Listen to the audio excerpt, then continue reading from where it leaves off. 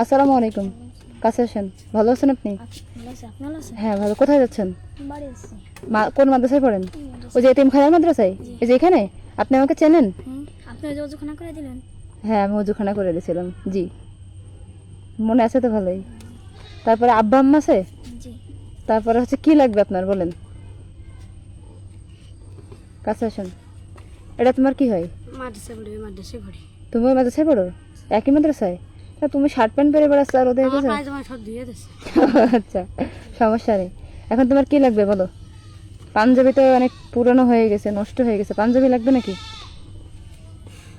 হ্যাঁ, তুমি যে আমি সেই কি জানো, আমি অজুখানা করে দিছি আরো মনে হয় 2 বছর আগে। তখন তো তুমি আরো ছোট ছিল, তাও যে তুমি মনে রাখিস ওটাই তো অনেক। আপনারা যে প্রাইলি দিয়ে মাদ্রাসার সামনে বড় গাছের নিচে। মানে আপনার কিছু লাগবে নাকি বলেন।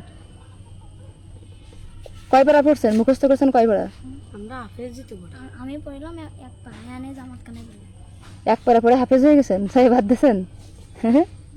কারণ কি, কষ্ট পড়তে অনেক কষ্ট।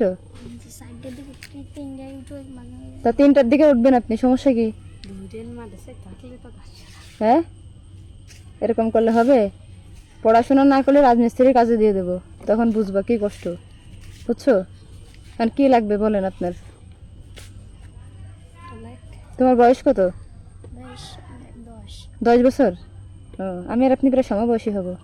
আমার 11 বছর। বুঝছেন?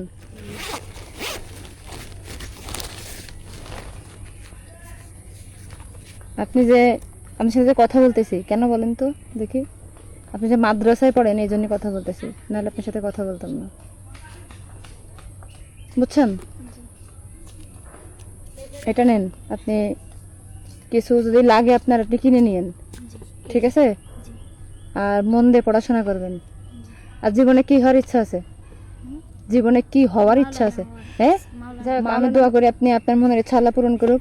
আর আপনার সাথে কথা বলার কারণে আপনি মাদ্রাসায় পড়েন, তাই না হলে আপনার সাথে কথা বলতাম না।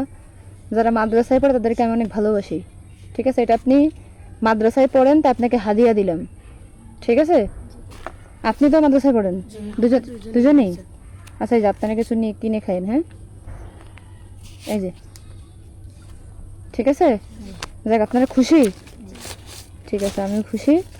তাহলে আপনারা যান, আমিও চলে যাই।